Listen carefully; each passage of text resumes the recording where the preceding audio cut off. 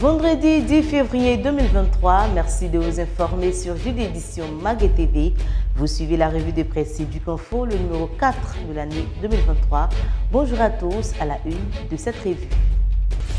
Ministère de l'enseignement technique, de la formation professionnelle et de l'apprentissage, la vision du ministre Nguessan Kofi présentée aux promoteurs des établissements privés. Le ministère de l'enseignement technique, de la formation professionnelle et de l'apprentissage toujours s'engage avec l'organisation internationale Junior Achievement. Et puis BTS session 2023, le ministère de l'enseignement supérieur et de la recherche scientifique a fait un communiqué sur le dépôt de dossier des candidats libres. Voilà pour l'essentiel de l'actualité. Restez à l'écoute. Face aux promoteurs des établissements privés, l'inspecteur général coordonnateur général Seni Kwaku Victor et le directeur de l'apprentissage et de l'insertion professionnelle David Thio ont respectivement présenté les deux programmes de la vision du ministre Nguessan Kofi ce mardi 7 février 2023 au lycée technique de Cocody. Parlons toujours du ministère de l'enseignement technique, de la formation professionnelle et de l'apprentissage qui s'engage avec l'organisation internationale Junior Achievement. Cette convention de partenariat signée ce lundi 6 février 2023 par le directeur de cabinet Moustapha Songaré devrait notamment permettre au ministère d'associer Junior Achievement Côte d'Ivoire pour la mise en œuvre de projets visant le renforcement des capacités, l'insertion professionnelle et l'auto-emploi des jeunes de Côte d'Ivoire. BTS session 2023, dépôt des dossiers des candidats libres, le ministère de l'enseignement supérieur et de la recherche scientifique a fait un communiqué. Il invite les candidats libres à l'examen du BTS session 2023 au dépôt de leur dossier. L'opération a débuté depuis le 30 janvier et prendra fin le 10 février 2023, délai de rigueur. Parlons sécurité. Police nationale, 3 élèves ne feront pas partie des effectifs de la police nationale pour cause. Ils ont été radiés pour consommation de drogue pendant la formation initiale.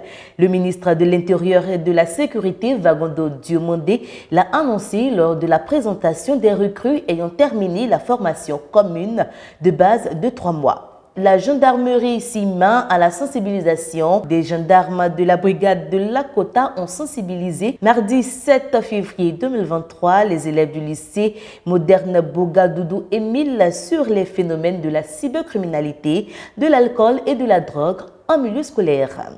Le CDP, Centre de développement professionnel, a organisé la 3e édition des journées portes ouvertes en Abidjan qui se tient du 6 au 10 février 2023 au sein du lycée international Mermoz 6 en Abidjan, Cocody. L'annonce a été faite le mardi 7 février 2023 par son directeur François Clausel au terme d'une conférence publique au plateau. Ces journées seront destinées au personnel éducatif des établissements scolaires privés, mais aussi ceux du secteur public. Allons en région, zoom sur Bondoukou, le directeur de la vie scolaire au ministère de l'Éducation nationale et de l'alphabétisation, Kwame Jacob, a affirmé le mardi 7 février 2023 sa volonté de redynamiser les actions extrascolaires lors d'une rencontre avec les responsables de l'éducation de la localité. À présent, cap sur l'international. Au Togo, le ministre Kokoroko, ce 3 février 2023, a fait un don de matériel informatique et de salles de classe au lycée Amou Oblo au Kwategan. Ce don a pour but de rassurer la communauté éducative sur la proactivité du gouvernement. Cette action s'est tenue lors de sa tournée organisée par le ministère des enseignements primaires, secondaires, techniques et de l'artisanat dans la région éducative Plateau-Est. À présent, votre rubrique Chez nous, votre toute nouvelle lucarne qui vous présente les activités de JD Édition.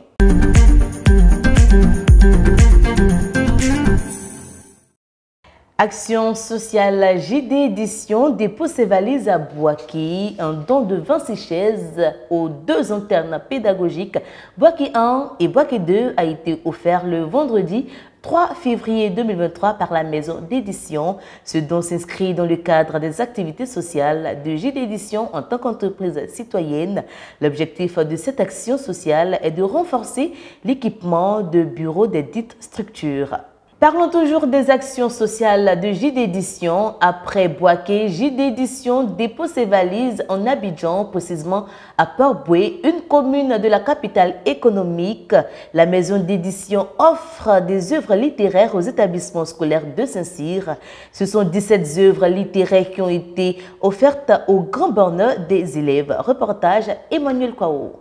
JD Édition soulage les élèves du groupe scolaire Saint-Cyr de Port-Boué. Un don de 17 œuvres a été fait à la direction du dit établissement ce mardi 8 février 2023. Ce don s'inscrit dans le cadre de l'alimentation en œuvres de la bibliothèque du groupe scolaire Saint-Cyr. C'est ma première année dans le groupe scolaire Saint-Cyr.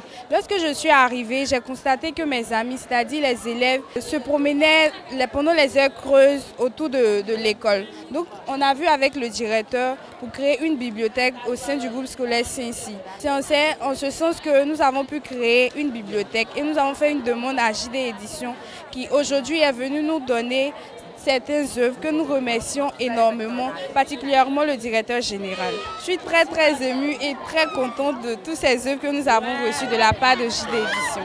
Le directeur général des établissements Saint-Cyr, Détrian Laurent, quant à lui, a, au nom du fondateur du groupe scolaire Saint-Cyr, remercié et exprimé le besoin de collaborer avec JD Édition.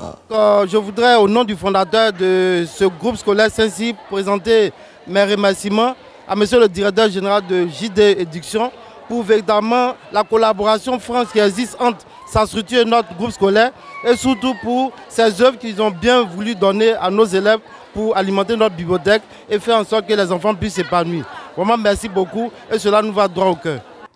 C'est la fin de la revue de presse. N'hésitez pas à visiter notre site internet www.jdeditionmagazine.tv pour plus de détails et d'informations sur l'actualité éducative nationale et internationale. La revue de presse revient la semaine prochaine, mais avant, retenons que l'éducation nous suit toute une vie, mais le manque de savoir détruit la vie. Dixie Steve Lambert. Bon week-end, chers tous.